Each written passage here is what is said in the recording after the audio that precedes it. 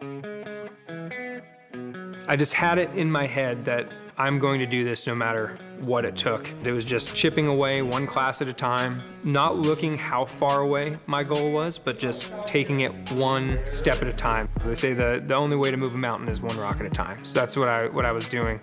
And when I was applying for fire departments, every time I got told no, I just refused to take that as an answer, and I applied somewhere else, and I applied somewhere else. And I actually was in the process with Vacaville, got almost to the end. I was in backgrounds, and they said, we're gonna go with somebody else.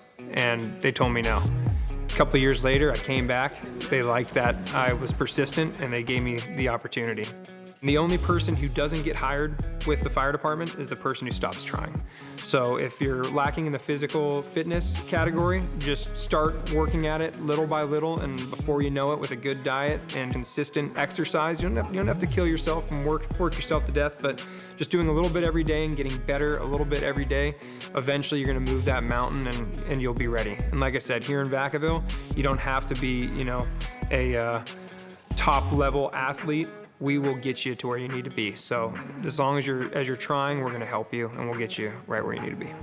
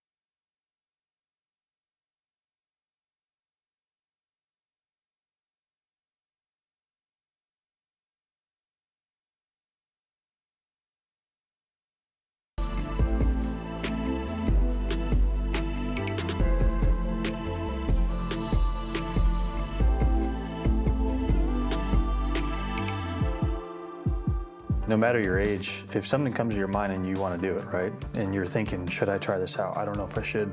You're not going to know unless you try. I always try to tell people, keep going until you can't go anymore. And then when you keep pushing and keep pushing and keep pushing, stop, take a little mental break, look in the mirror, say, why am I really doing this? And then keep pushing again. Because I think even in my short 9 years, I haven't worked a day in my life. I love my job, I love my career, I love my family, I love my work family. And it's something that you shouldn't shy away from.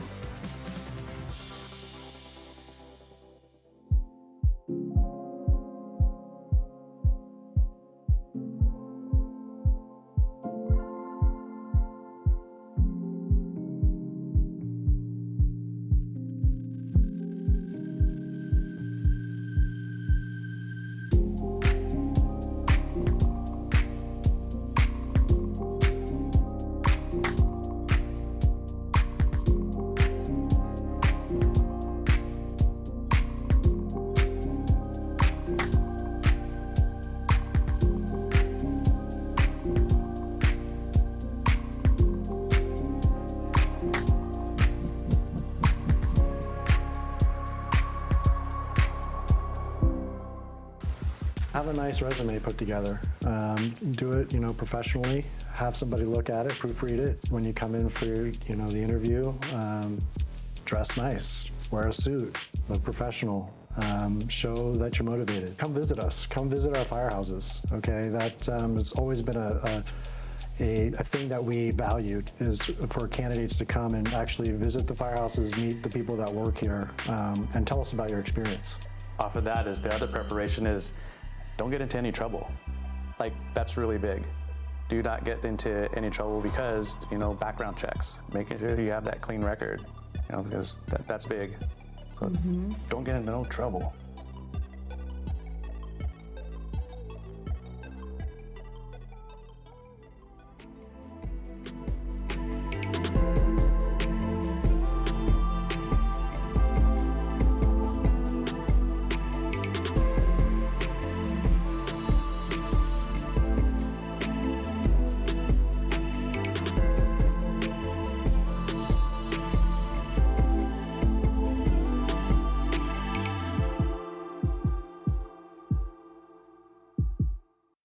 The best advice I can give, if you're going to be interviewing for San Diego Fire, seek help from San Diego firefighters, because our interview process is very different. And if you don't seek help, the odds of passing the interview are very, very tough.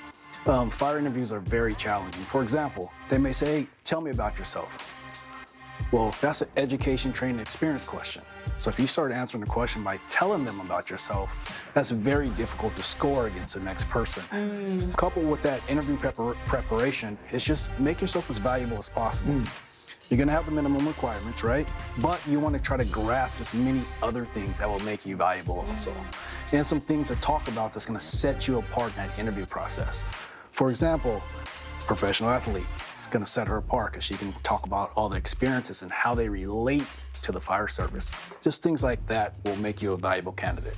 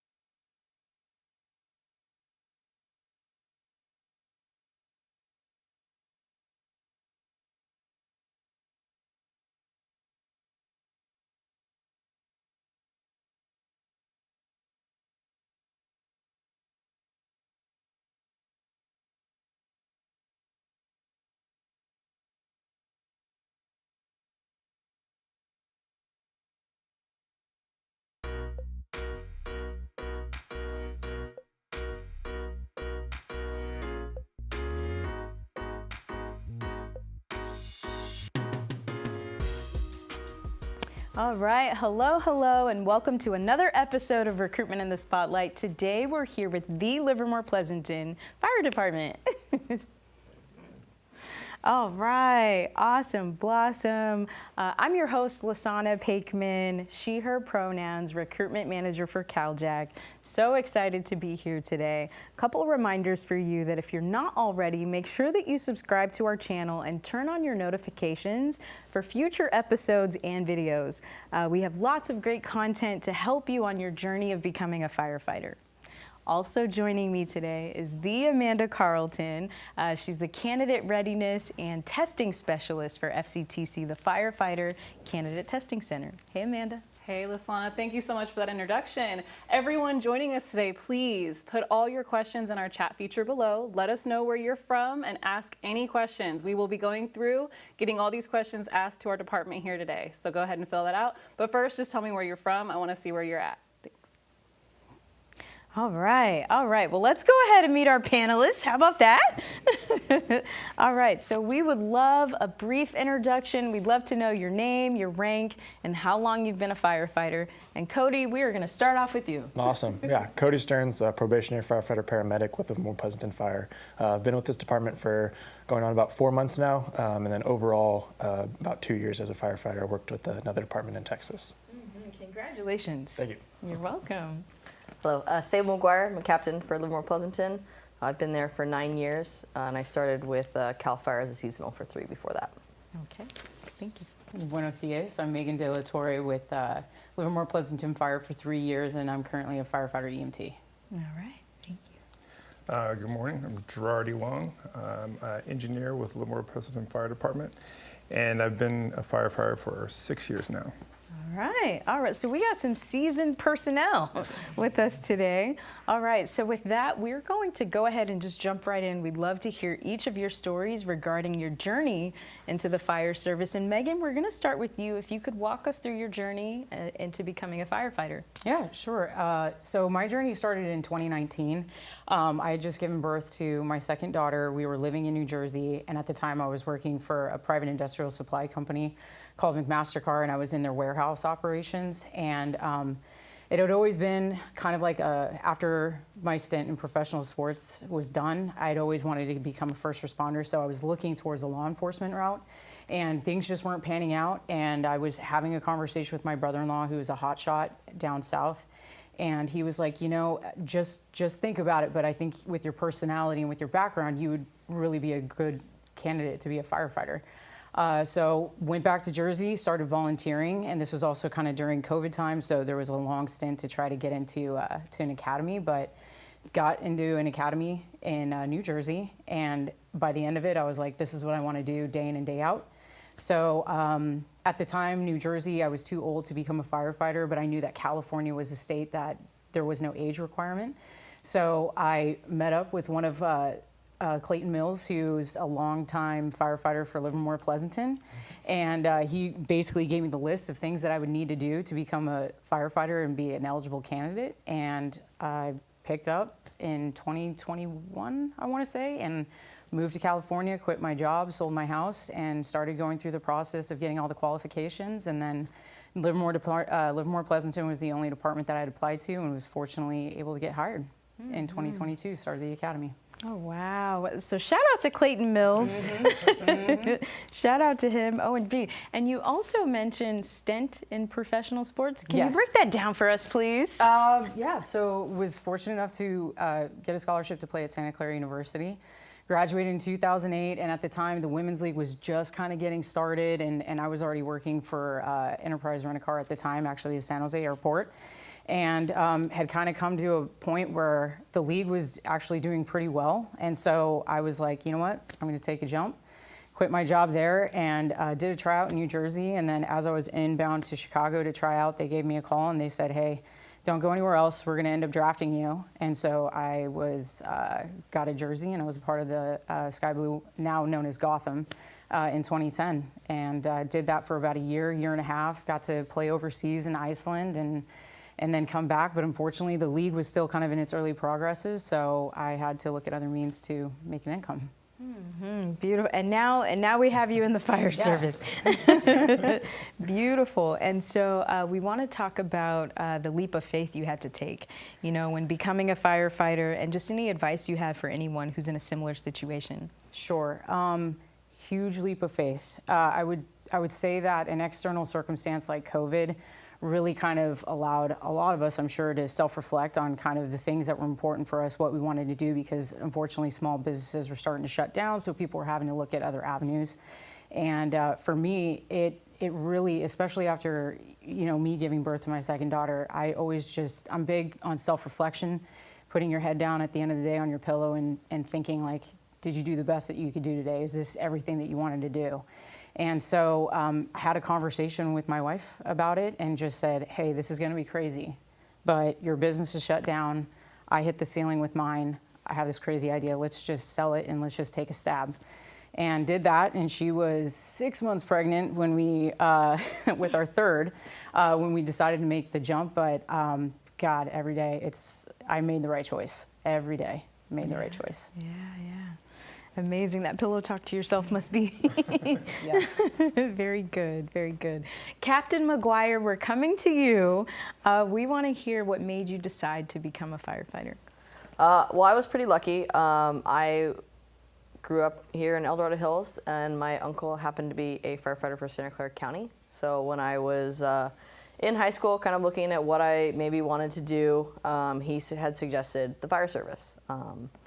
With that being said, I still thought that my kind of trajectory of my path is I wanted to go to college. I was a soccer player as well, and so I had the opportunity to also be recruited out of high school to play soccer in college. So ended up going that route. I got my bachelor's because I knew that I kind of wanted to already look at the fire service after college. I chose a degree that would potentially help me with the medical side, so I chose a degree in kinesiology and sports bio to kind of set myself up for when I then ended up having to do EMT and possibly end up going to paramedic school. Luckily, I got hired before I ended up having to go to paramedic school, but that was kind of the trajectory, kind of getting used to that anatomy, physiology, all that stuff. So after college, I enrolled myself into Chabot College's Firefighter 1 Academy and their EMT while I was coaching soccer at Cal State East Bay and actually being a live-in caretaker at the time. So, and a barista. So, after that, I was fortunate enough to get picked up by Cal Fire in San Luis Obispo unit. I did 3 seasons with them as a seasonal firefighter. And then I got picked up with Livermore-Pleasanton Fire Department in 2016. Fun fact, I also, Livermore-Pleasanton was the first department that I applied for. However, it took me until the next time I applied for them after probably 8 or 9, departments in between that. So it's just don't give up, and you'll eventually find your right spot. They were waiting for you to call them back. Oh, yeah. Now, as soccer coach, you said home health aide or? Yeah, living caretaker. Living caretaker, and barista. Which was the hardest? I would say, honestly, the barista. Yes. I've cut back quite a bit on caffeine since then, but I think my my record is 9 espresso shots in a in a 8-hour shift. I do love the taste of coffee, so it's yeah. Absolutely. And so in a previous conversation, you had mentioned if you see it, you can be it. And so being at this point in your career, being a captain and mentoring so many nowadays, what does that mean to you? It means a lot. I mean, I would say one of the things that I'm still a part of ever since my first year as a seasonal with Cal Fire, I had one of my captains at the time was a female, and she had this wild idea after going to a female camp up in Washington to bring kind of like high school age girls camp to our local area. So Camp Cinder was born. Unfortunately, it's kind of come through some ebbs and flows with different years. Obviously, COVID was one of them, but it is back up and running, and we do actually at the end of this month we will be having our 5th or 6th one. But it's more of just showing that this is a career opportunity for ultimately anybody that is interested in this job, and it's just a matter of finding that niche, and if you can see somebody else do that, like I had an opportunity to have my uncle talk to me about the fire service. I probably would not have considered this as a career option for me if it wasn't for him. And so now I take it as kind of one of my duties is to say like, hey, this job isn't for everybody, but if you're interested and it does fit your personality, you can do it, and here are some of the the tools to get you where you need to be. Absolutely. It's really, really nice hearing you talk about how you mentor different candidates and just how involved you are. Such a humble human right here. We see you, though. All right. And so, Cody, we're coming to you next. As the newest firefighter of the group, we want to know what led you to this career and what are the steps you took to get to your career in the fire service? Yes, ma'am. So, when I originally started, it was my brother that really inspired me to look into this career. He was kind of starting out at the same time.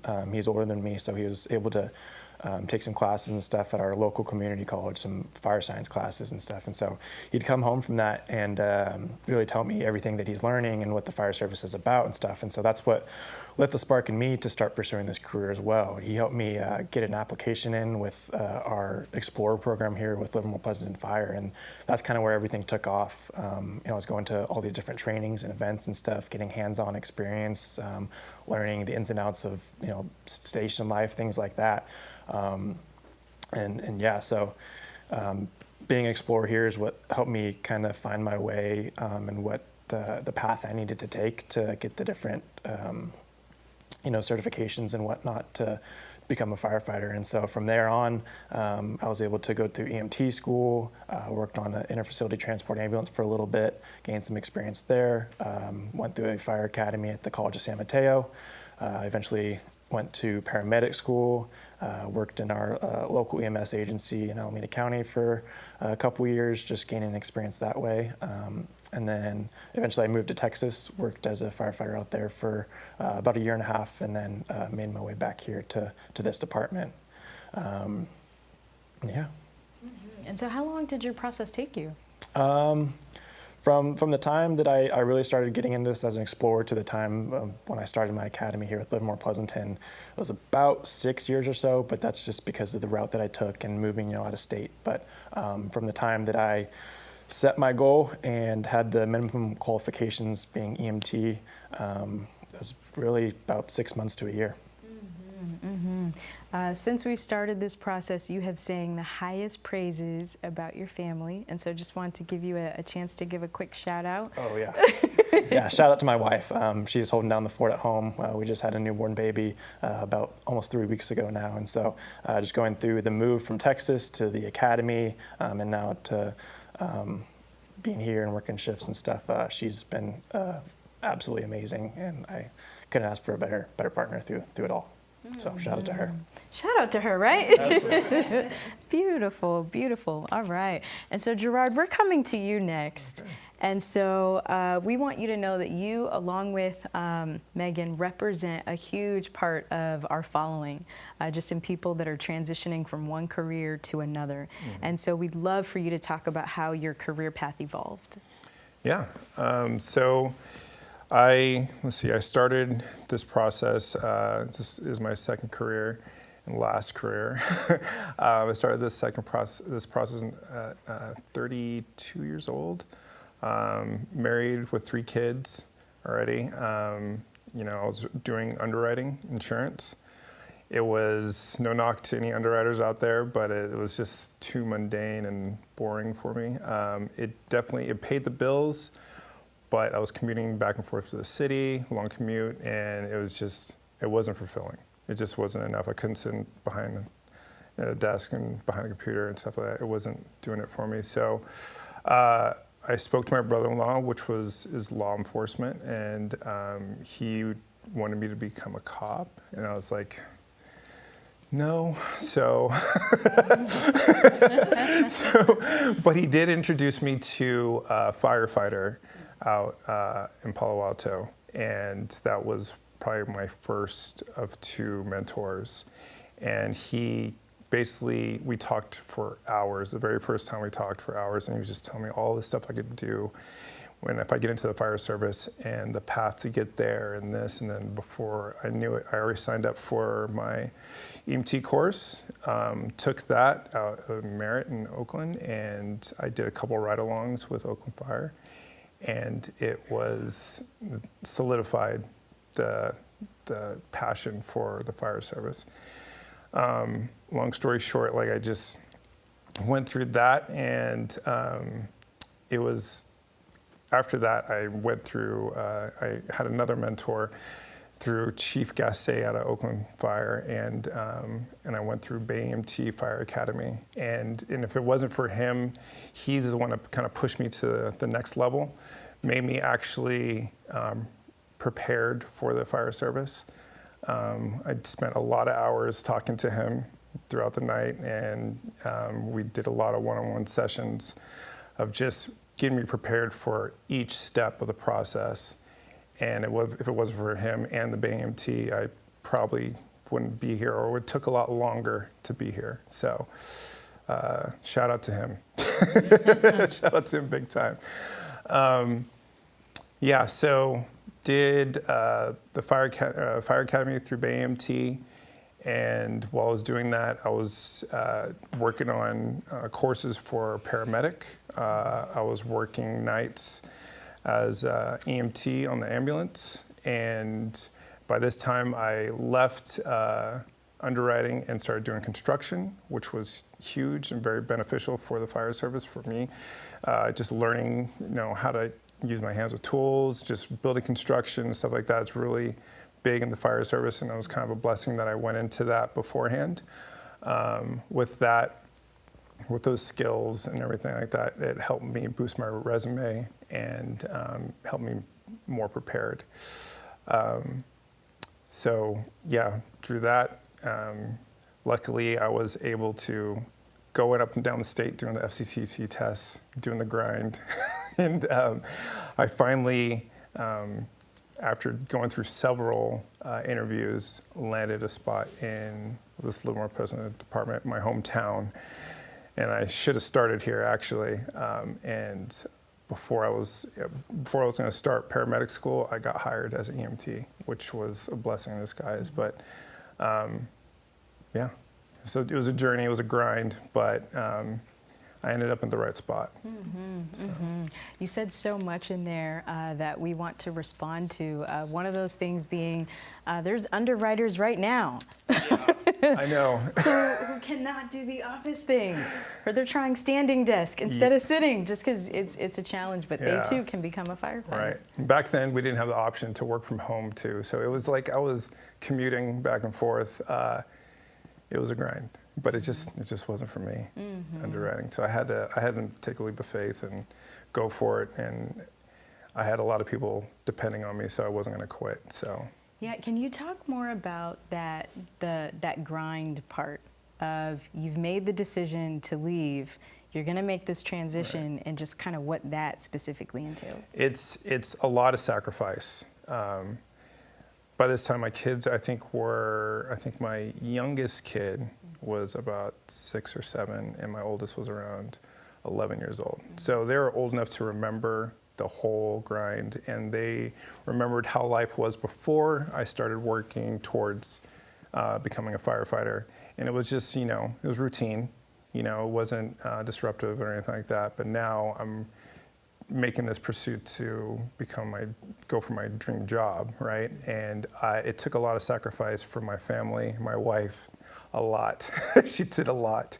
Like, I understand when you talk about your wife, it brings me back. So, but it was a lot of work for the whole family just to get used to me being gone all the time. And then when I'm back, I'm studying and try to get a little bit of sleep, and then I'm out the door before anybody wakes up. So it's just a grind. So, but yeah, I started at 32 and got hired by 35. So those few years were a lot for the family to sacrifice, but it takes a village, For anyone who's in transition, earlier we talked about communication and just the importance of that. Yeah. Very important. All right. Well, shout out to Bay EMT, to Gassé, to Wellington, to the whole team. We also want to ask you, as someone who's from Livermore, and we have another from Pleasanton, I believe, if you two could kind of talk about, and we'll start with you, but if you could talk about the area and just kind of give us an overview of the community. It's a very beautiful community, and it kind of mirrors. Also, just kind of keeping in mind, some people may not know where Livermore-Pleasanton is located. Yeah. So if you're heading west from the 580, from just over the Altamont, you're going to hit Livermore, and then the neighboring city is going to be Pleasanton if you keep going west. It kind of mirrors, Livermore kind of mirrors like Napa. We have a lot of wineries. We have rodeos down there, and it's a very, robust community. I think there's about, population of around 100 or close to 100,000. Okay. And yeah, it's a beautiful place. I went to high school there, and I've lived there ever since high school, and it's just, I know like the back of my hand. I just have a lot of friends and family, and we just grew up here. It's just a very nice, neat community. And yeah, we also got the San Francisco outlets located in Livermore. So we get a lot of foot traffic from all over the Bay Area. So it's a really good city. FCTC also has a facility there, FCTC Livermore. Can't forget FCTC out there. And did you want to add anything? Yeah, I was very fortunate to be born and raised in Pleasanton, growing up there, and now working for this department and being able to serve the community that I grew up in is pretty cool. And just coming full circle, being out on the engine and then rolling past my old house that I grew up in and stuff. And so it was super cool. But Pleasanton's an awesome place, great school system. The downtown is a great environment, and everything, and then just the community outreach that we do within the city of Pleasanton is pretty cool too. Some of the best Italian food I've ever had was in that area. The restaurant's not open anymore, but it was so good. All right, but with that, we'd love for you to speak more and elaborate on Livermore-Pleasanton, the area, but can you give us an understanding of the department in terms of the size, how big it is, and just the kinds of specialties and programs that Livermore-Pleasanton has to offer? Yeah, we cover both cities, Livermore and Pleasanton. Within those cities, we have 10 stations, 5 in each city. We have about 110 or so fire suppression personnel at the moment. And then at those stations, we have 2 tillers and 8 engines. And so on each tiller, we have 4 firefighters on the engine, 3 to 4 depending on which station it's at, and the specialties we have at that station. Some of those things being hazmat, water rescue, rope rescue. We have a UTV to help us, get us in some of these stickier spots, so up on the Ridge or the Altamont, some local lakes and stuff. We have a Office of Emergency Services engine at Station 4, which is like a government-funded engine that can get deployed basically at any time for any emergency within the state. We have multiple members on USAR Task Force 4, and then we have an amazing Reserve and Explorer program as well, which is where I got my start. Okay. Are any of you involved in any specialties?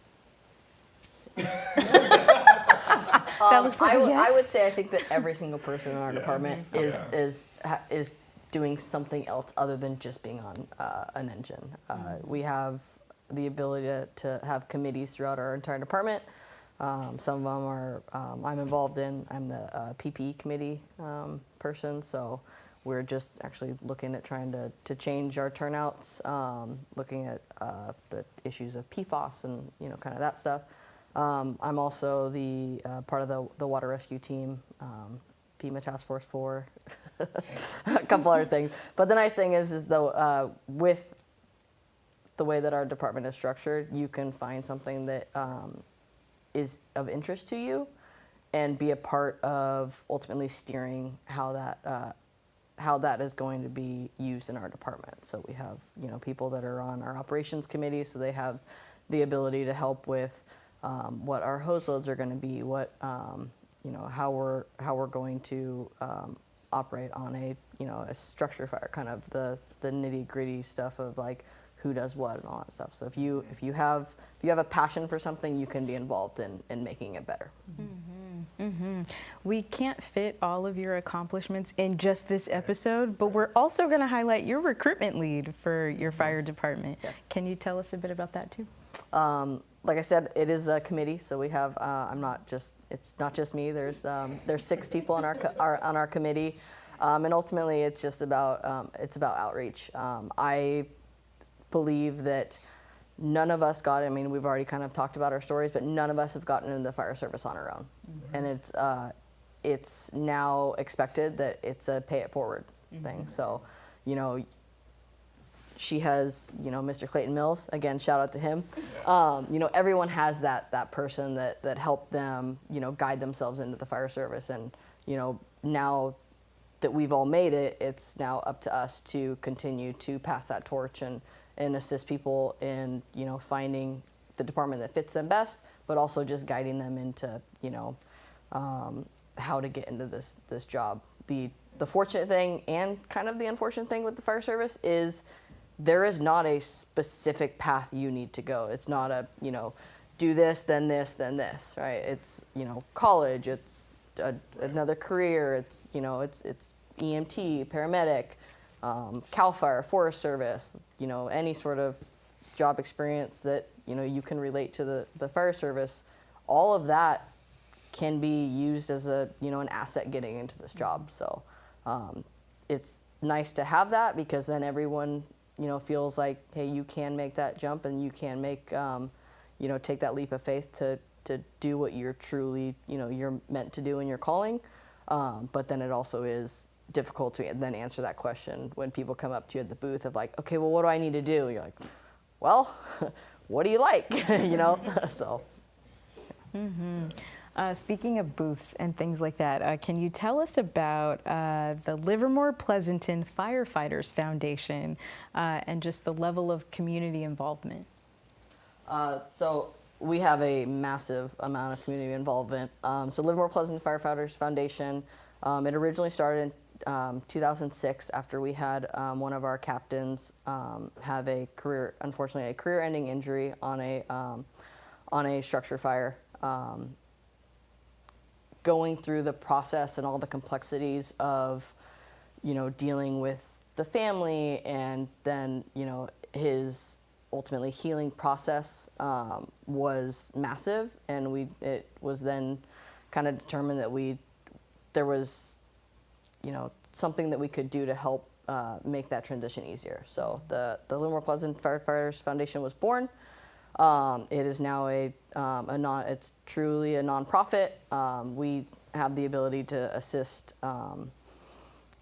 not just firefighters, but first responders in kind of all fronts, EMS, police, fire. We also then contribute to other nonprofits in ways that we can. We have assist with the SAMRAD tournament, golf tournament, which is CHB. We also are partners and assist with some of the Burn Foundation stuff and different foundations. But it's really about just giving back and assisting any sort of emergency responder and their family in a time of need, whether or not that is an actual fatality or an injury, or even, honestly, we've had, the unfortunate, times of assisting, fellow firefighters and family members when their children are having issues, and so it's a huge thing. We go from donating to other nonprofits to writing handwritten notes anytime there's a line of duty death in the nation, and it's a massive part of our department. We also assist our department itself with then doing cooking and stuff like that. So one of the big things that we do for community outreach is our Fire Safety Expo pancake breakfast. That's in October. And it's all free to the public. Come in, we'll cook you up a breakfast, and then you get to pretty much watch a show. So we bring in demonstrations of the engines and the ladders. We'll set up a relay race for the kiddos so they can kind of get an idea of what the fire service has to do, and then you can even dunk the tank. You can dunk the chief. So yeah. So Make sure you get all of them. and donations are accepted for that. So such beautiful events and all, just for such a good cause, and really just giving back to the community that each of you serve. It just sounds like such a welcoming place. And so we know that Livermore-Pleasanton takes a lot of pride in how welcoming it is, just as an environment and specifically as a department. We'd love to talk about that welcoming culture and just what that means to you, just the culture of Livermore-Pleasanton. Right. So if you know Clayton Mills, he is just one of the coolest guys. He's one of the coolest guys that you'll ever come across. For as long as the position that he was in, for how old he was, still doing the job, and then still to see like the happiness and the passion. I mean, what a great segue into, okay, I want to know who you work with, right? So after having a conversation with him and then being in the process of getting hired with Livermore-Pleasanton, it's a strong suggestion, but do station visits so you actually get out and go see as many of the personnel as well as the stations as you can, just to understand your knowledge, but to get your face out there so other people can see you. And I have to tell you, from my station visits, I want to say I did 5, if not more, and was kind of sitting and telling my story. And then these guys were like, oh yeah, well no, we had someone, so-and-so, same background as you. So we're wishing you all the best of luck, but if it doesn't happen, reach out to us, because then we can put you in touch with so-and-so. Just extremely welcoming when, yeah, I didn't necessarily expect them to be, but it was just, especially with this department, they were just like, all right, tell us your story. What do you got? And every single person that I talked to, it was just like, well, hey, it was great to meet you. If you need any help, don't hesitate to reach out. It was just such a great experience. And those station visits in a nutshell have still been the better part of the 3 years that I've been here. I mean, every person that I work with, it's always a good time. So really, really fortunate here.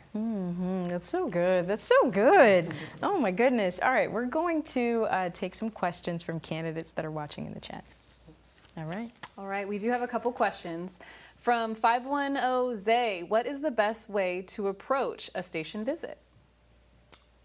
So, a couple of different ways. There's an official way that you can. The official way is if you go onto our department website, there is a link where you can click on request a station visit or a ride-along, and you'll just fill out all the necessary information for that, and then it goes in through our internal system, and then you'll be pinned or put with a group that there's an open seat. The other way in which I've done it, and some of the others have done it, is you can, if you know Sable or if you know myself, get in touch with us and we can start doing that networking for you to try to put you where you want to go.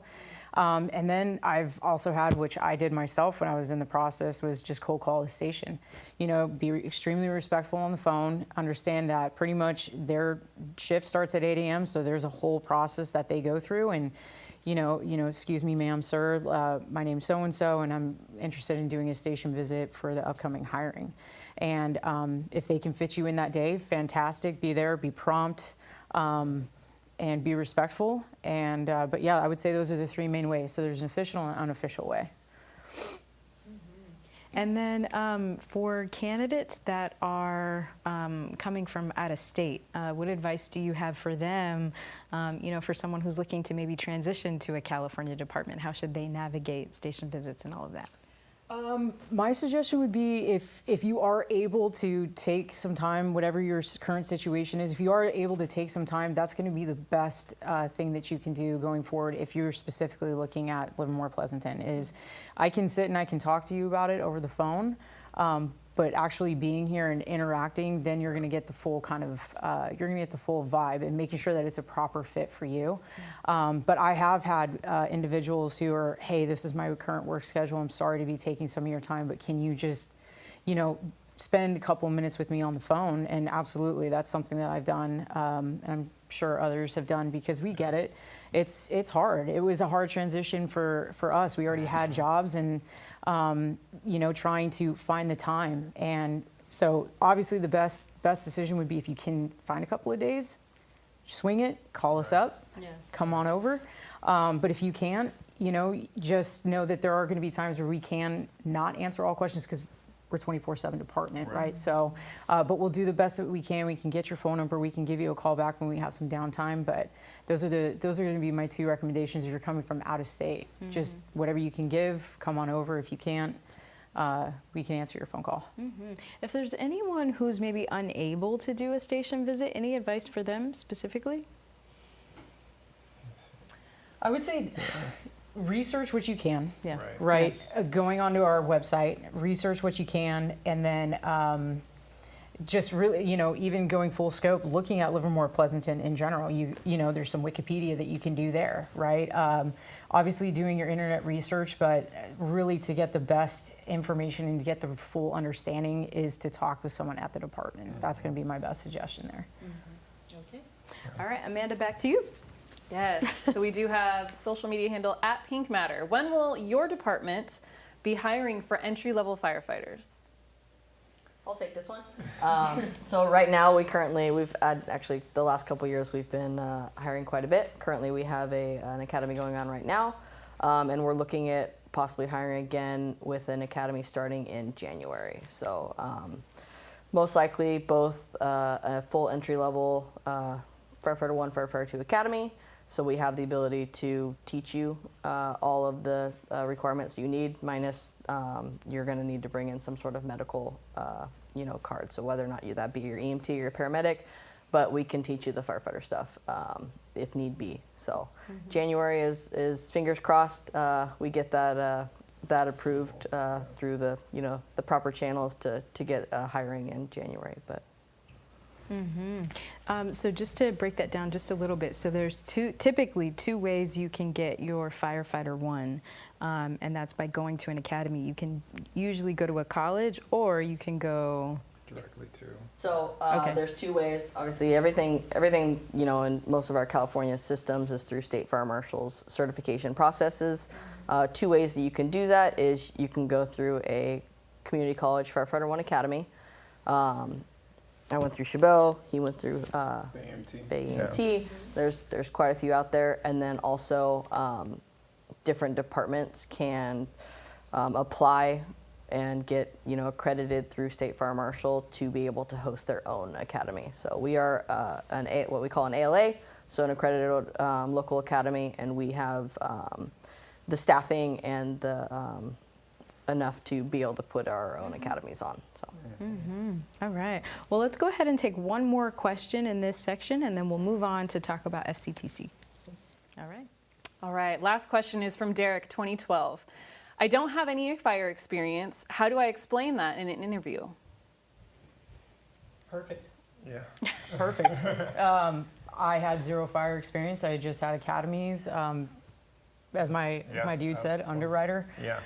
Perfect. I would say that that's not a deterrent for us because we're a melting pot of all different types of backgrounds. Right. What I would pose to that individual is that in terms of being to apply whatever job experience you do have is look at like some of the challenges that you would come across in our job, communicating with people that are of a different background, right? Or different challenges that you face at your work, and how did you deal with those, and then how did you take a negative situation and turn it into a positive situation? Because that it very much is in the nature of our job. We take someone's very worst day and then we make it better. So I would say it's great that you don't have fire experience, but start be thinking along those channels of in everyday life, there's something that you can always make better. And so start kind of shaping your mind frame into that, and then that's going to get you one step ahead in those interviews, as well as just even in coming and doing station visits and talking with other firefighters. Your face lit up when this question came in. Was there anything? Oh, maybe not. And I know you had firefighter experience, but just I saw the big smile. I thought he for sure had something to. No, I mean, I luckily early on had a pretty set career path, and so I didn't have a lot of experience with other jobs and stuff like that. And so, I did have that experience with other fire stuff. But yeah. Yeah, I didn't have any experience. Like I said, I was underwriting, and that was my first career. So what I did, I got a mentor that helped me understand what the fire service is about. And then, like Megan said, just apply that to your own life and figure out how you are doing the same things, because you are. You just got to figure that stuff out. So. If you can do a station visit or get a mentor or someone that knows the fire service, and then have them explain to you what we do, you can pick apart stuff in your normal everyday life, and you're realizing you're doing the same thing. So it's a little background way to get it done, but we appreciate that stuff. We appreciate the creativity, and we appreciate people knowing what we do. So. Yesterday in our conversation, you said some really fascinating things regarding, I'm going to super paraphrase here, but you were describing going from having a career and becoming the mentee and just being coachable and receptive to feedback. Yeah. So there's a lot, because you got your career going, you're established and all that stuff. And now you're going to something completely foreign, right? And there's going to be a lot of constructive criticism on everything. You got to take that stuff and not treat it as failures, Like I remember going up and down the state, taking these FCTC tests, right? And not getting into that A band of the 90s or above, right? And just taking a step back and assessing and not getting frustrated and realizing what I need to learn, getting help, and having people, mentor me and tell me like, oh, you need to work on this or you need to do that, and not getting frustrated, but take it as a learning, you're just learning. It's something brand new, you have no idea what we're doing and all that stuff, but realize that you are already doing it. So it's just, Megan's whole body is in full agreement with it's real. As he's talking about it, it's what's that acronym for FAIL? first attempt in learning, Yes. right? And when he's talking about it, when he's actually saying like steps back, it's not steps back, he's actually failing forward. Yeah, because he's exactly. gotten something more than what he did by actually having no action, right? And so that's just the name of the game when it comes to trying to get picked up. I was fortunate, first time department, but I have heard of other stories of individuals that it's taken several attempts. It's a grind. But they're failing forward because they just got that much better at their interview. They just got that much better at, okay, these are the questions that I need to look for. These are the things that I need to pick out about the department. So you're always failing forward. Right. Absolutely. So many of the things each of you say, we just want to bottle up and just listen to every day. And also, we want to thank you for that plug about FCTC. You said you went up and down the state testing with FCTC. Yeah. That means FCTC is located in all of those places, right? Exactly. I had a core group of people that I went my fire academy at BMT, and we just drove up and down. And we're quizzing each other on the way, and it's the grind.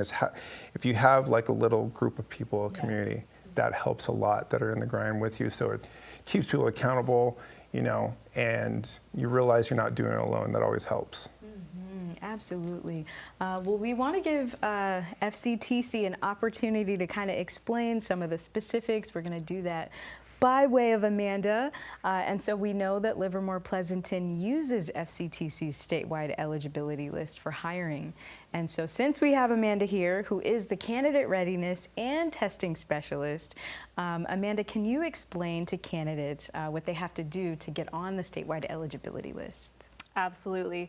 In order to get on that statewide eligibility list, candidates have to have a CPAT card, so that means to pass your physical agility test, as well as pass your written test with a 70% or higher. You do have to have a high school diploma or equivalent and have a California or any driver's license. In addition to those, you also can upload your EMT as well as any other Firefighter 1 or paramedic qualifications. All right. And so also, where can candidates find resources to prepare for the FCTC written test or the CPAT? Great question. So for our CPAT, you actually, once you sign up for a CPAT, you do get a free orientation. That orientation will walk you through each event and get you familiarized with the actual course. We do have a CPAT practice test, which I highly recommend everyone pay the $30 to get your CPAT practice test to know if you can pass or fail it or where you need to work on it. All of our proctors will help you get through that process. We're here for you to win. And the second thing is, if you are taking a written test, please, please, please go to fctconline.org. We do have a PDF available for you so that you can practice and go over things that will be on the written test. In addition to that written test, we do now have prep courses. So you can go online and sign up for an online prep course, which is a self-paced 6-month course that you can go from start to finish at your own pace, and it'll give you tips and tricks on the test, practice questions, or if you're better in person, come join us in person. Go to FCTC Online and go see what prep course is near you, and you can get in-person live tips and tricks on how to prepare for that written test. And so, Amanda, it sounds like FCTC really cares. That's a pretty robust program. We want you guys to succeed. We love working hand in hand with fire departments. We love working hand in hand with the candidates. In addition to that, you could go on. We do have grants available for those who qualify to help any financial assistance you might be needing, as well as accommodations for written testing. All those are on FCTC Online, and I hope to see you soon. Shout out FCTC. Shout out FCTC. All right, so Cody, we're going to come back to you. And so we'd love to talk to you. We've covered, how to get on the statewide eligibility list, which is a requirement for Livermore-Pleasanton. If you could walk us through with a quick rundown of any of the minimum requirements in order to be able to apply. Maybe you can include something about the application process and just what people can expect during that process. Yeah, so the minimum requirements right now that we require are is be on that list, high school diploma, and then EMT or paramedic, and that's basically it. The rest we will teach you, we will get you certified in at our training tower. Like we spoke about earlier, we have an accredited local academy, so through the state we're certified to give you all those certifications to become a firefighter, and so we'll put you through that academy and get you everything you need other than those medical certifications. Within our application process. Once you submit that application with your certifications, it'll get reviewed, and then you'll be invited to a panel interview. From there, you'll do your interview. You may see some of these faces on it, and then from there, if you are invited to move forward, you'll go into a chief's interview. Again, from there, for the next step after that would be, like your background check with your conditional offer. So background check, a psych eval, physical eval, and then as long as everything's good to go from there is when you'd be starting our academy. All right. And so also, Livermore-Pleasanton doesn't specifically require experience, and I know you've outlined that in your, but so you can apply with your EMT certification, your paramedic license, never having worked on an ambulance, you get all that experience here. For sure. Beautiful, beautiful. All right, Captain, are you ready? All right, so what advice do you have for candidates? Cody here just talked about the interviews and how that's something that you can expect as part of that process. Can you speak to candidates about how to prepare for the interviews and maybe how to make themselves stand out? I mean, we kind of talked about a little bit before, doing those station visits and truly finding whether or not Livermore-Pleasanton is actually a fit for you is a huge deal. We don't want somebody that's not going to be happy in this organization. So doing your research and finding if this is going to be a good fit for you is huge. And then we want to know who you are, right? Like I said, you don't have to come with experience. You can take anything that you have work experience wise and relate it to the fire service in some way or another. Our job is very customer service based. You got to be adaptable. You never know what kind of call you're going to get on. So you can take whatever job you have. I mean, I was a Starbucks barista before that. Like you're working hard with a team. You're kind of a little bit of an assembly line, but you're dealing with your customers on a daily basis. You're doing the basic chores of cleaning the bathrooms and mopping the floors every night. I mean, it's our, I hate to say it, our job's not that hard in the fact of like we can teach you how to do this stuff. We want to know, are you a good person? Are you a good fit for our department? And then if you do get hired, then my biggest level of advice is come with an open mind. We understand you don't know what you don't know, so we can teach you the fire skills. We can't teach you how to have integrity and to be a good person. That's something that you bring to the table. So. You started to answer this earlier, but I guess my question is, what about those people that they hate talking about themselves? They're not really good at kind of just elaborating on all their skills. They'd rather just give you the resume and just let you see it. What if you don't know how to tell your story? Any advice for that person? Well, you can start with, honestly, just it's kind of weird. I mean, we're gonna probably all hate this interview when we watch it ourselves because no one wants to see themselves on camera. But honestly, interview in a mirror. I used to video myself and then listen to it back and kind of tweak things. I even wrote down and did like almost essays of some of the typical questions. I mean, we're always gonna, regardless of whatever department you interview for, there's going to be the basic questions, right? We want to know who you are. Tell us about yourself.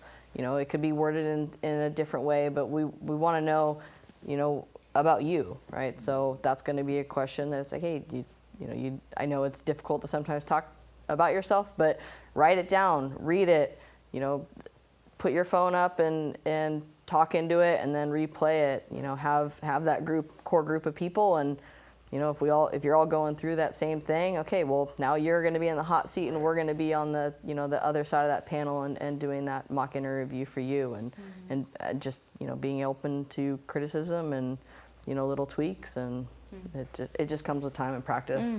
So. And I would say, piggying off of that, my college academy, which was Allen Hancock Fire Academy down south, there was an entire week out of that 18-week academy that was dedicated just to interviewing. So because I can understand the challenge of coming from non-fire service to the fire service in terms of how to answer these questions appropriately pertaining to the fire service. So at the time that I was going through the process, I had already done interviews for other types of jobs, right? So it's really important to really not only take an introspective look. Not any one of us here likes to talk about ourselves, you know, but that's in a bigger scheme, get comfortable being uncomfortable, because this job is going to make you uncomfortable. And so you have to start to get comfortable with having to, you know, talk about yourself, having to, you know, and what a great way to just, if you can get comfortable being on that platform, then pretty soon comes in the fire skills that you're not used to, you know, and everything else. So everything has a domino effect, but right there is how you can start doing your interviews, going to a college academy, or if you have someone that you know, family member or whatnot that's in the fire service, sit down and let them do a little mock interview for you. That Jersey accent's coming out. Oh. There it is. That's how we see that passion, right? Oh man, good stuff, good stuff. Cody, we're gonna go to Gerard and ask a follow-up specifically about what you just said, but feel free to jump on in if you wanna share anything you used to help yourself prepare. But coming back to you, we want to talk about just the private sector. That's where you were interviewing. That's where you had some success. And so if you could kind of talk about some of the differences between how private sector interviews are conducted versus the fire service. Yeah. That was one of the bigger challenges for me, because I felt comfortable talking for a private sector. Like, they'll just ask, you know, simple questions like what brought you to this, you know, and it's a conversation, you know, it's back and forth, you know. And then I remember on my first interview with the fire department up here, and I just felt so confident. So like, I was like, oh, I'm gonna crush this, dude, because I know how to do these. And I'm in a panel, in front of a panel of 3 people, right? And they asked the first question, you know, something like, you know, what have you done to prepare, or something like that. And I just start talking, and, you know, I feel good what I'm saying, but once I look back at it now, I didn't convey anything about myself. I didn't tell them that I grew up with 3 half-sisters. I have, you know, a blended family, and then I grew up, you know, doing chores and doing stuff like that, and then relating that type of stuff to what firefighters do day in and day out is what they're looking for. And it took a long time to figure that out. So I had to, like my mentor said, Chief Gassé, he said, you are making a toolbox, right? And you are just pulling these little things about yourself out of that toolbox. So once you know yourself, I wrote about myself all the time, and whenever these questions came out, I had all this stuff I could throw at it. By the time I got to this interview with Livermore-Pleasanton, I just can throw anything. I could talk for days, and it wasn't taxing. It just, once you learn yourself, learn everything about yourself, you're growing your family life, all that, everything, all of the struggles you've had throughout your life, and once you get that down and know everything, any question, you can throw like 10 different things to it. You can bring it back to the fire service, and you bring it back to community. You can bring it back to everything. So it's a grueling process that I had to learn, but you just got to learn yourself. That's the main thing. Know thyself. Know thyself. No.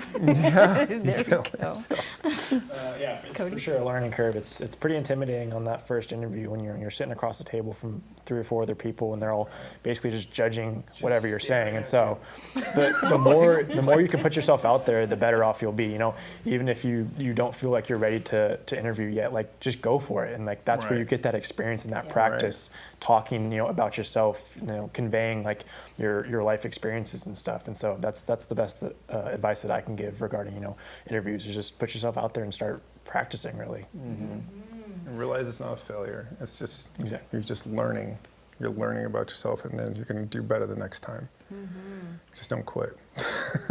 Definitely don't quit. And we heard your passion there. Anybody caught? I know you heard it. And I would say finally, we want to, like we said, we want to know about you. Don't try to force the interview to fit the fire service. Right. I've had the opportunity to probably sit on the past 5, if not 6 interview panels since we've been hiring, and it seems you always tend to get the same questions. If you'll ask a question and, okay, well, I have like a month of EMT experience, so every single question I'm going to answer, I'm going to bring back that EMT, EMT. Right. Yet, okay, you were this other job for 5 years, and or a lot of times we see, when we have the opportunity to see somebody's resume and you start reading it, you start looking, you're like, well, how come this person didn't talk about this? Right. Like, this is way, Yeah, this way could have more been a way better interesting. answer, Yeah. or whatever. I mean, so be yourself.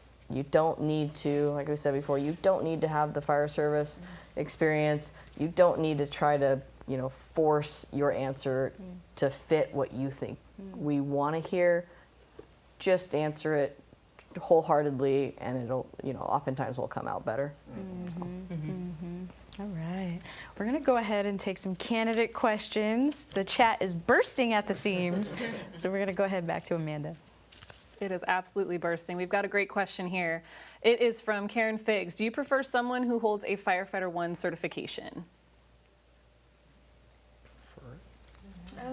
I don't think we prefer it. I think just with, like we talked about the grind of the academy, it is recommended for your success because you've seen it before.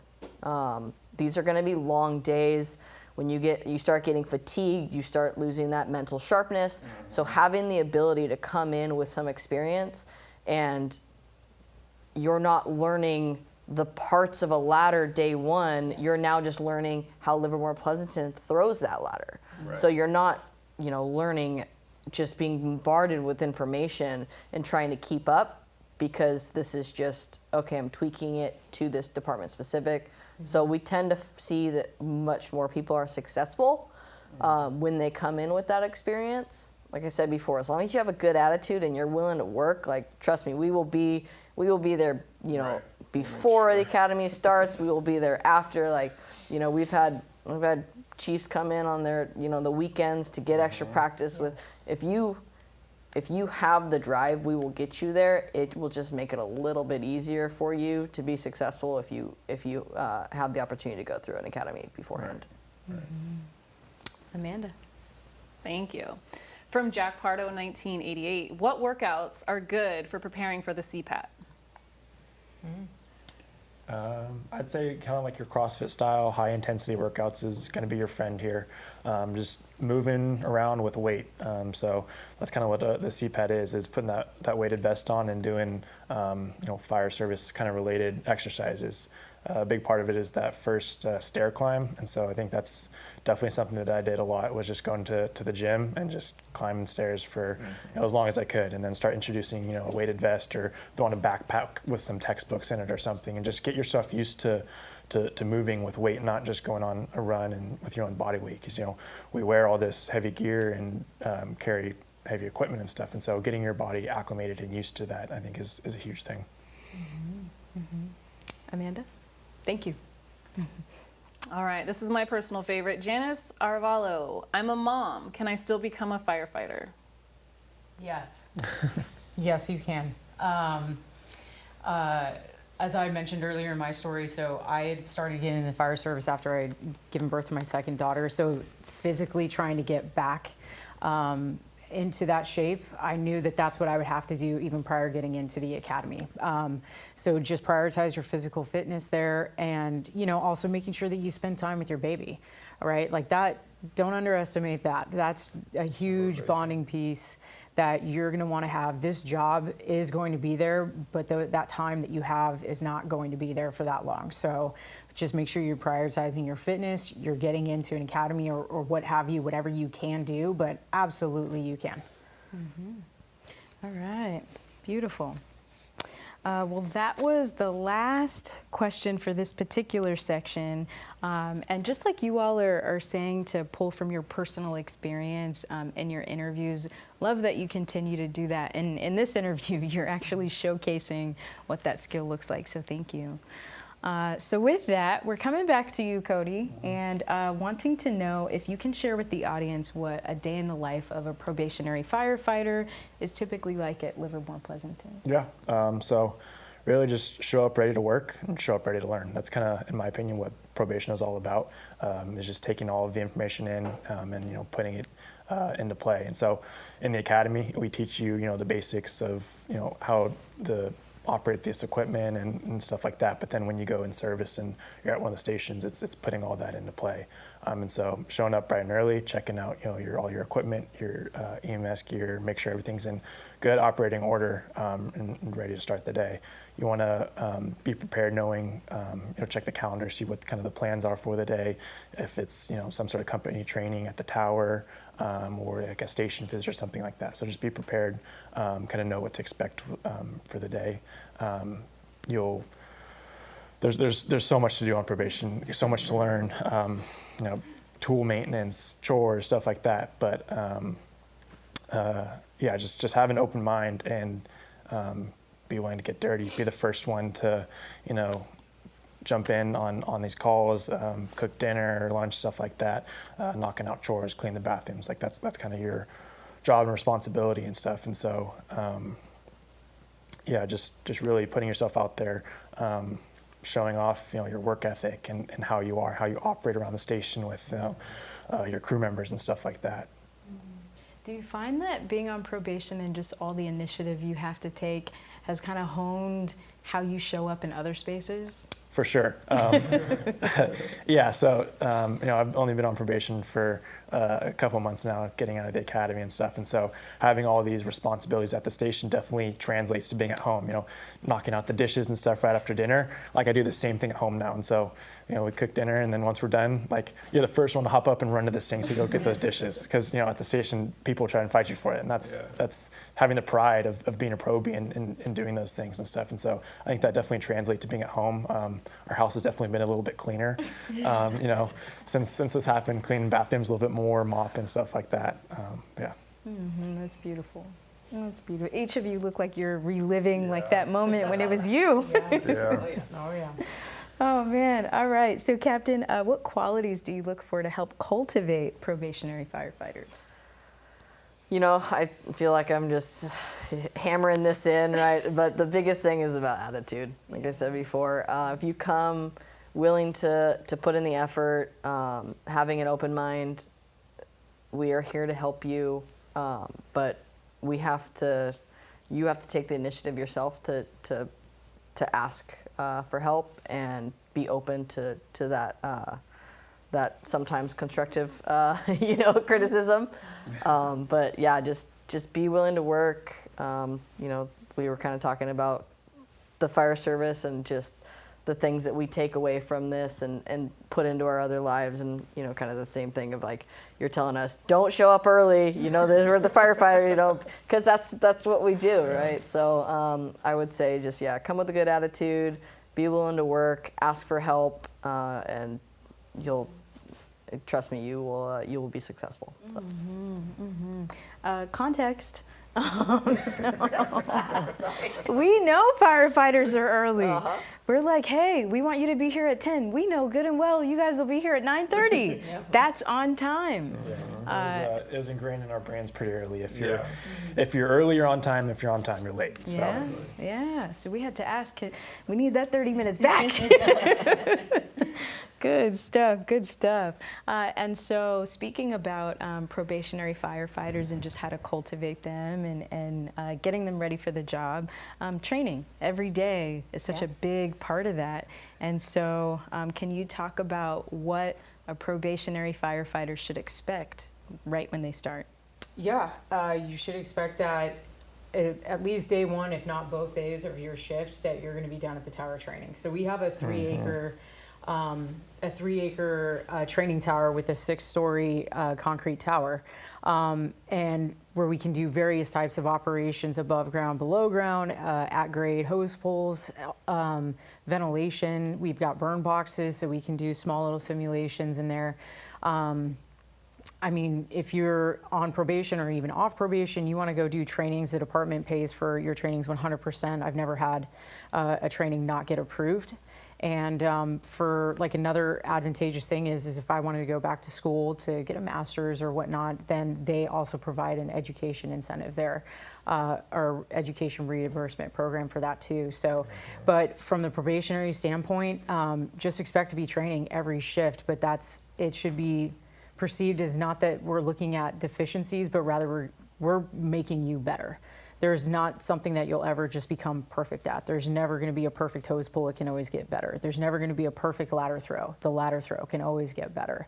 So that's where, as a probationary, come in knowing that it's going to be a good amount of work, but the dividends that it pays over time, just even in a couple of months, I'm sure with Cody being online, those things are starting to just become muscle memory, and that's what we're looking for, because at 3 o'clock in the morning, we don't want to have any hiccups, right? So we're a very training heavy department, but for very good reason. I'm going to reiterate a benefit you just outlined. You said education reimbursement? Yep. So you have a desire, if you have an AA, you want to go back and get a bachelor's, or like I have a bachelor's, if I want to go get a master's, our department provides monies for you to go back to school. Okay, so you guys hire EMT, or you can be a paramedic. You don't have to have experience. And once you get hired, you can go back to school to learn more, and Livermore-Pleasanton will cover the cost. Yes, ma'am. Okay, all right. So you have to put in an application. Obviously, the city has to approve kind of what you can't all of a sudden decide that you want to be, a chef. It's got to be somewhat fire related. But once you get approved, you end up you pay for your school up front, and then once every semester or quarter or whatever schooling you're on, you submit that you pass those classes, and then the city will reimburse you up to the going rate at Cal City Bay. So.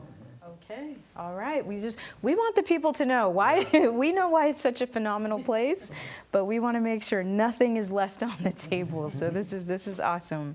All right, so Gerard, we're coming to you and wanting to know, you were recently promoted to engineer. Yes. Congratulations. Thank you. Can you walk us through any resources or support that was provided to you, and just in terms of being able to move up in your career? Yeah, absolutely.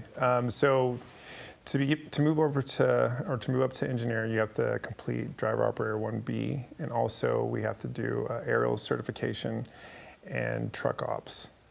So the department provided all those resources for me, and just one thing to say is that when you're putting yourself out there ready to promote, you are welcome to a lot of constructive criticism. So you have to have thick skin, and people are going to make sure you succeed. My captain here This was your captain? This was my captain while I was in the process of promoting or getting ready to promote, and she just recently went through being an engineer to become a captain, and she had all this stuff fresh on her mind. So she definitely made sure that I wasn't cutting in corners, making sure I knew everything I needed to know. And it's nice having that relationship with people you work with, because they can be blunt with you, and you know that they're going to make sure you succeed. And I say you have to have a tough skin in this line of work, because we go through a lot of calls where, they're not the best outcomes sometimes, and that type of bluntness and rough humor kind of helps us keep going forward. So when Captain McGuire was helping me make sure I was on my P's and Q's on getting to the next promotional spot, so she definitely was making sure I was good. But like I said, you have to have tough skin. So just get ready for that when you're promoting. I say this is my guy. We know he's going to be successful. Yeah. I say, don't make me look bad. Right. Because it's a reflection of everybody around you too. So it's not just you; it's everybody that put in the work to make sure you succeed. So. Yeah, and congrats on your promotion too. Thank you. You're welcome. So to kind of elaborate, so we have done when we usually will have a promotional test, whether that be an engineer test or a captain's test, our department typically tries to do an academy before that. So we have an engineer's academy that they'll go through driver operator 1B, which is all like the pumping and hydraulic calculations. We also then have a truck academy, and we'll teach you how to throw the aerial, drive the truck. We like Firefighter Turns talked about, we have tiller trucks, so we have to be in coordination between the front and the back to drive. So that's a huge part of kind of like the driver process, is getting you up to speed on all of that. And then we also do the same thing with a captain's academy, where we've you know, people do the simulators and kind of get into that role. We have a couple battalion chiefs that are very good at acting and will come in and do kind of like problematic employee scenarios, and it's kind of a week-long crash-long course to get you kind of prepared and moving in the right direction for those exams. So. Yeah, but lots of department support to help you be able to promote. Yeah, there is, like I said, there's a bit of a grind with, you know, getting hired and all that stuff. There's also a level of, you know, what you're willing to do. So our department puts on those classes. It's kind of incumbent upon yourself to, you know, take the time off to make sure that you're available for that. But yeah, you can. We support you. It's just you got to bring something to the table as well. So. All right. Well, let's take a couple more questions. Y'all ready? Yes. All right. Let's do it. All right. We've got Sarah Smith. What was the hardest part of getting through your fire academy?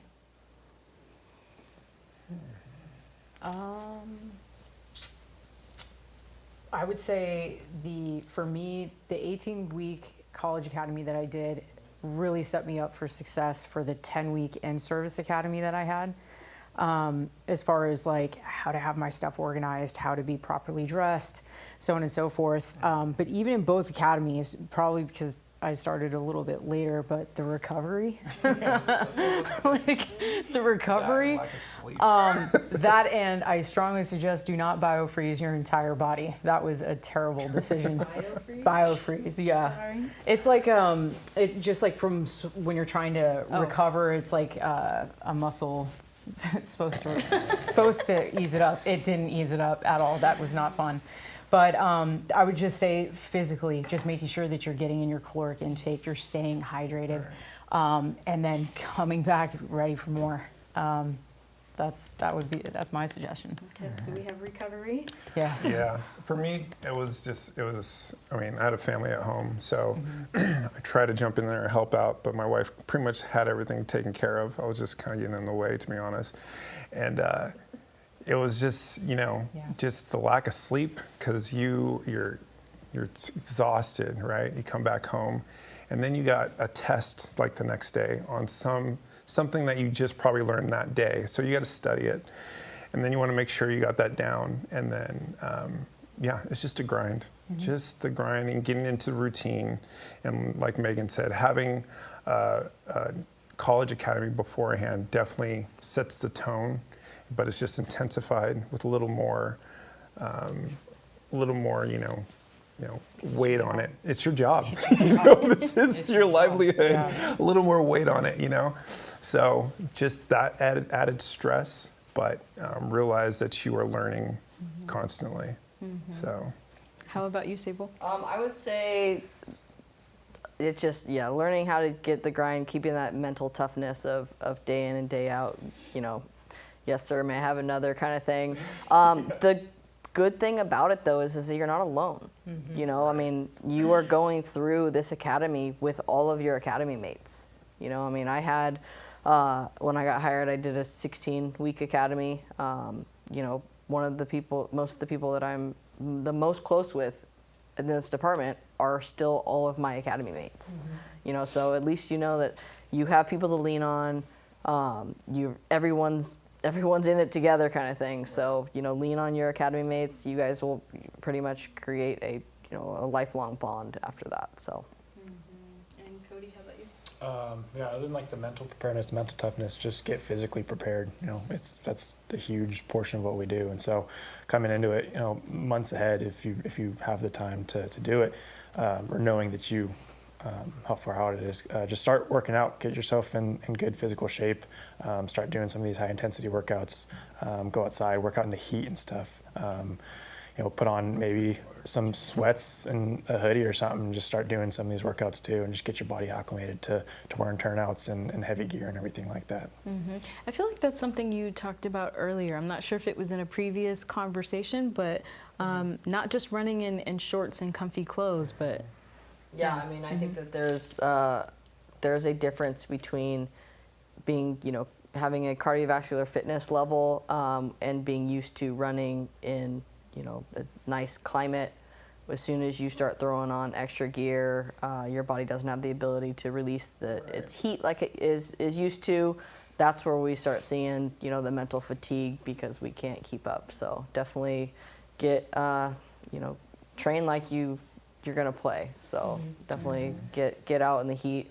You know, get used to hiking with weight. Get used to, you know, being uncomfortable.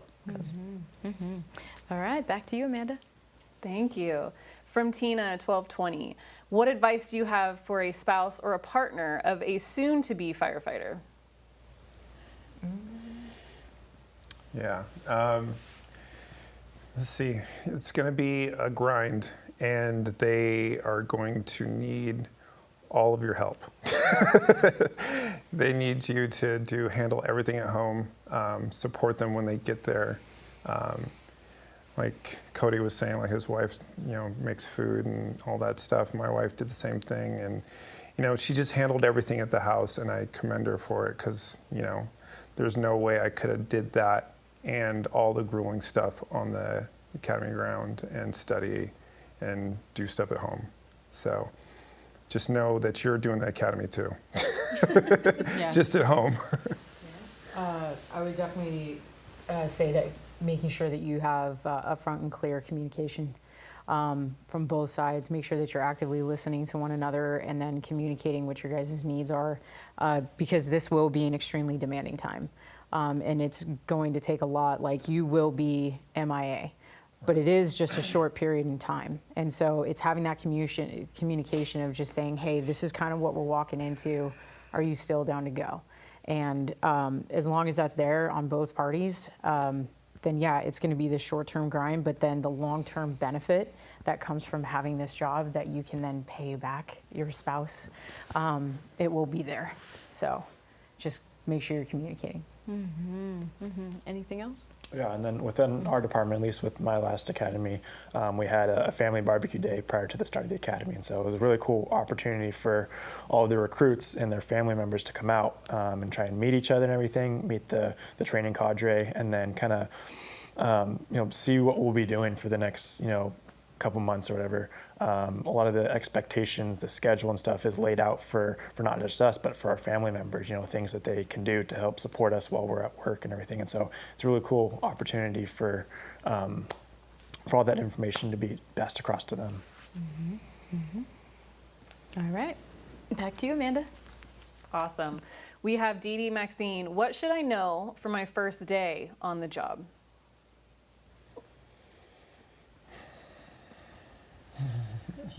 First day. Well, obviously your first day would be in the academy. So again, we line that out pretty well for you. Once you go through all of the hiring processes and get through your stuff, we usually have a PPE day that you'll come down to the tower and get you sized and all that stuff for all of your gear. That is when we typically have had some of the previous academy firefighters will come down and kind of give you a little bit of a what to expect, kind of rules of engagement, I guess, if you will, of you know, how to be successful in the academy. But I would say just expect to, you know, the fire service is a paramilitary organization, so expect to make sure that you're looking the same as everybody else. You know, when you put your gear down, we don't ever just toss our stuff down. Everything is going to be, you know, lined up, organized. So, yeah. Awesome. Okay. So we have one final question. All right. The people want to know, as well as Matt with a chance, what is the deal with the light bulb at Livermore-Pleasanton? Been burning since 1901. Yeah, it's the oldest light bulb that fortunately has made its way to Station 6 on East Avenue. So if you're ever curious, stop on by. Those guys love when we have people come in and stop by and check it out. There's a cool little book where you can flip through and you can see there's people from all over the world that have come to see this light bulb. And when you kind of think about it at first, you're just like, it's just a light bulb. But actually being in the presence of it, it's really kind of surreal. It's like, I pay $30 for a light bulb that looks just like that. You know what I mean? It's surreal, and then you can kind of go into the weeds with it, like it's a carbon-based filament, and you're just like, well, what's carbon-based? What are they now? You know, and you can just totally go into the weeds with it. But what it symbolizes for me is just, it's a piece of history that then is combining the community with our fire department. So we can talk with people from all different walks of life. I've had other firefighters that have come and just been like, so what's this light bulb? You know, and but it's this awesome piece of history that we're fortunate to have at our fire station that allows us to just continue to connect with other people. I took a deep dive. I was on a flight once, and the person sitting next to me mentioned the concept of planned obsolescence. And it was the first time I had ever heard of it. And I was like, I have to know what he was talking about. Watched a documentary, and that's how I learned about the light bulb. And so my question to you, my follow-up question is, did you ever think you'd be outshined by a light bulb in your career? No, I mean, Especially that you got these amazing red trucks over here, and they're, you know, looking at the light bulb, and I'm just like, you know, but yeah. But definitely a piece of history for sure. Yes. Yeah. Very, very cool. Thank you so much to each of you in the chat asking the questions. Thank you, Amanda, for organizing those and structuring them in a way that was really helpful. Thank you. All right, so with that, we are coming to a close. Coming around to each of you, Cody, will begin with you. We would love just one word to kind of summarize or surmise your experience here in the fire service and just in your career with Livermore-Pleasanton. Yeah, to wrap everything up within one word, I would say it's rewarding. Rewarding. Yeah, very rewarding. All right. Enriching. Enriching. I'm your emphasis, by the way. Rewarding, enriching. Fulfilling.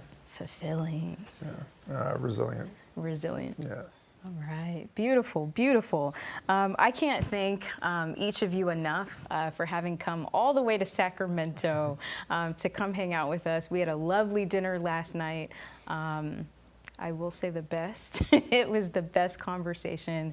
Thank you for the laughs, the advice, and just all the authenticity present at the table. We hope you like the food. Oh, it's delicious. Awesome, but seriously though, thank you so much for being here. Thank you for having us. Of course, of course. All right, and so with that, that thank you is on behalf of myself as well as the rest of the team here. There's a lot of folks that work really hard to be able to pull this episode together and make it happen.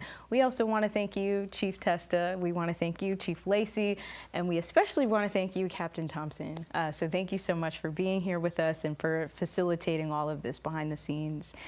All right, so we want you to know for the candidates, if you're thinking about applying, if you're interested in applying to Livermore-Pleasanton in the future, which we know you are, or if you still have questions, we strongly encourage you to contact them directly. We have links to their website and their social media listed in the description below. So before we go, I have two very quick announcements. One of them is that if you're thinking about becoming an EMT, the Cal-JAC Pre-Apprenticeship EMT Academy is recruiting right now. We're still accepting applications, but we're recruiting right now for our 2025 Fall Academy, and this is happening in San Diego. So applications are due this Sunday, May 25th at 11:59 p.m. So you do still have time to get your application in. If you've already started it, you still have time to complete it. Strongly encourage you to do that. You just want to go to the website, caljacacademy.org. Next, Cal-JAC is hosting a SoCal Firefighter Career Expo. This is coming up in a couple months. It'll be in September. It's going to be held at the FCTC South El Monte location. This is just outside of LA, September 6th, and you can learn so much more, and you can register by using the link below in the description. All right, so we know that you were inspired by the conversation today. We hope that you were, and so for that, we highly hope that you go ahead and subscribe to the channel. Make sure that you like the video. In addition to YouTube, we're on all the social platforms from Instagram, TikTok, Facebook, and X, and so you can find us with the handle Becoming AFF.